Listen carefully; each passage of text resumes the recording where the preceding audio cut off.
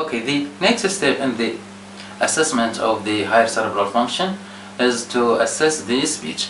Really, in the assessment of speech, we have to test the language contents of the patient, and we have to test also the articulation and phonation, the speech in general. Really, we have two steps in the assessment. All these two steps are designated just to elicit whether the patient had any disturbance in the speech in the form of aphasia or dysphasia, and dysarthria, and dysphonia or aphonia.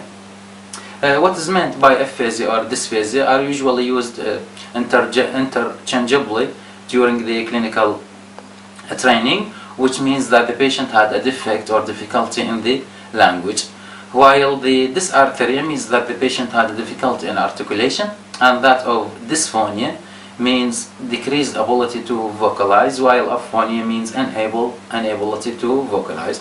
First of all, I'll test the language ability of the patient by asking him the following questions and order him the following comments. Really, I'll start with comprehension, then fluency, then naming, repetition, reading and writing. First step, comprehension. I'll offer to the patient a paper and I'll ask him to fold it in half and keep it in his pocket if he had, or under his leg for example. اسحب هاي الورقة، طبق لنا اياها من النص وخليها جوا رجلك اليسرى.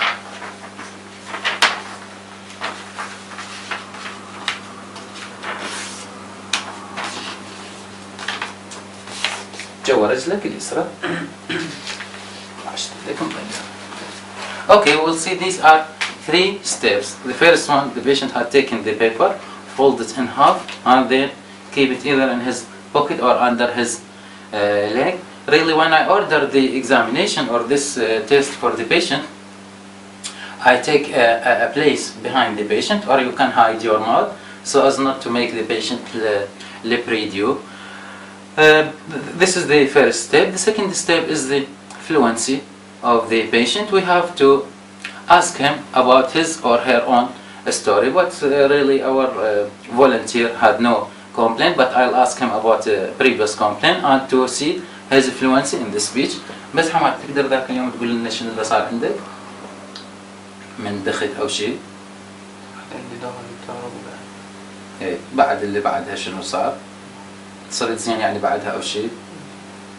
Okay. We had seen the fluency really in during the clinical examination, and when you have a real patient with at the time illness, the patient will talk, listen to his talking, listen to his language, and to see whether the patient had fluent speech or non-fluent speech. This is the second step. The third step is naming. I'll ask the patient about many objects to name it to me. This object should be familiar to the patient. Just like this, I'll ask him the following questions. هاي شو نسميها؟ ساعة. هاي ساعة. هاي شو نسميها؟ ها؟ حلق. هذا شو نسميها؟ قلم. هذا شو نسميه؟ مسطرة. مسطرة. مثلا هذا شو نسميه؟ ماس. هذا شو نسميها؟ مطر. مات شنو؟ Okay. Really, in patient who had aphasia, naming difficulty, or what we call it anomia, is the most common feature for patient with aphasia. You have to ask him for about 20 objects, but really when you ask him about 5 names of objects, you can take a permission from the examination committee that shall or will you continue or not, and you have to listen for his speech. Really, the patient, if he had inability to name the patient, this condition is called as anomia.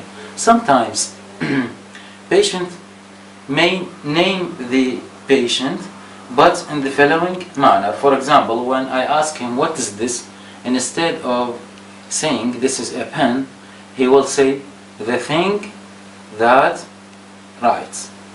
Okay, instead of that. Sometimes the patient may provide with wrong term or with wrong word, substitution of word. For example, if we in Arabic, for example, if I ask him what is this, instead of saying qalam, he will say malam.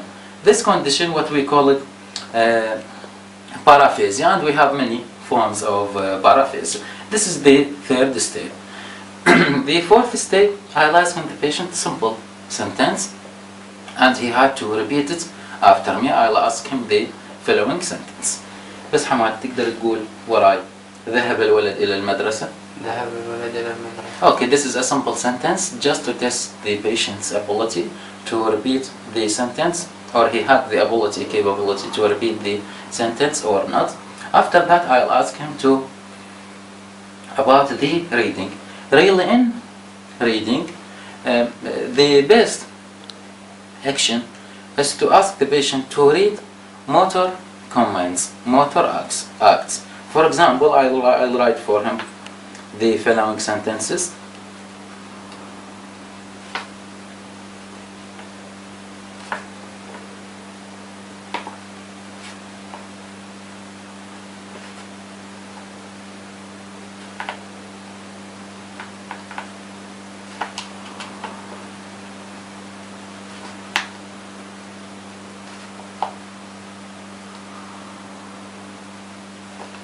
Okay, if we had a focusing here, I'll ask him the following acts. First of all, I'll ask him to raise his right hand or arm. Then I'll ask him to withdraw his leg, and then to raise the left hand. For example, I'll ask him to read them and to